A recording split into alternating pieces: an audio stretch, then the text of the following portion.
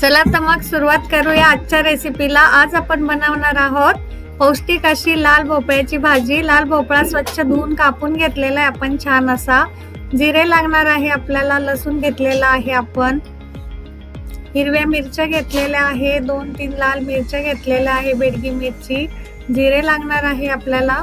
आता आपल्याला एक वाटण तयार करायचं आहे। लसूण घेतलाय आपण, हिरव्या मिरच्या 4-5 टाकून घेऊ, त्यामध्ये थोडेसे जिरे टाकून घ्यायचे अर्धा चमचा आणि चवीपुरतं मीठ घालून आपल्याला हे वाटण तयार करून घ्यायचं। याच्यामुळे फार छान टेस्ट येते आपल्या भाजीला। एकदम बारीक पेस्ट करून घ्यायची आहे बघा अशा प्रकारे।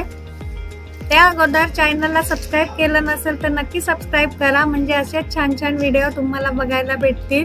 कढईमध्ये आपण तेल गरम करून घेतलंय, कढीपत्ता दिलाय आपण, फोडणीला टाकलाय, जिरे मोहरी टाकली आहे, 2 ते 3 बेडगी मिरची आपण फोडणीमध्ये घातली आहे आणि जे आपण मिरचीचं वाटण तयार करून घेतलंय लसूण मिरचीचं ते सुद्धा छान असं फ्राय करून घेतलंय। आणि जो आपण लाल भोपळा घेतलेला आहे, पाव किलो आहे हा, 250 ग्राम, तो आपण पूर्ण यामध्ये टाकून घेतलाय। थोडंसं मीठ चवीपुरतं टाकू वरतून आणि शेंगदाण्याचा कूट घेतलाय आपण, हा ऑप्शनल आहे, नाही घातला तरी चालेल, पण घातला तर भाजीची टेस्ट याने फार छान लागते किंवा लहान मुलांनाही फार आवडतो। लाल भोपळ्यामध्ये भरपूर औषधी गुणधर्म असतात, पचनास हलका असतो तो आणि फायबरचे प्रमाण जास्त असल्यामुळे आपले काही पोटाचे विकार असेल तर ते नक्कीच दूर होतात। थोडासा किचन किंग मसाला टाकला आहे आपण टेस्टसाठी, याला पटकन शिजतो, याला फार वेळ नाही लागत, 2 ते 3 मिनिटात आपली भाजी शिजून रेडी होते। हे बघा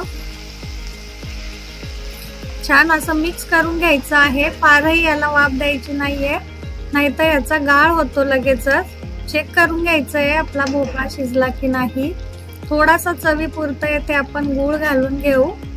हा चवीला अगोदरच गोड असतो, परंतु आपण भरपूर मिरची घातल्यामुळे ह्याची तिखट गोड अशी फार छान टेस्ट येते ह्याला।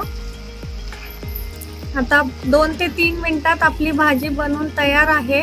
थोडीशी गार्निशिंग साठी आपण वरतून कोथिंबीर टाकून घेतली आहे। येथे भरपूर विटामिन्स असतात, प्रोटीन असतात यामध्ये आणि पचायलाही हलका असतो हा। वेगवेगळ्या डिशेस आपण ह्याच्या तयार करू शकतो। हे बघा झटपट आपली भाजी टेस्टी अशी बनवून तयार आहे। आपण भाकरी सोबत, चपाती सोबत, कशाही सोबत खाऊ शकतो।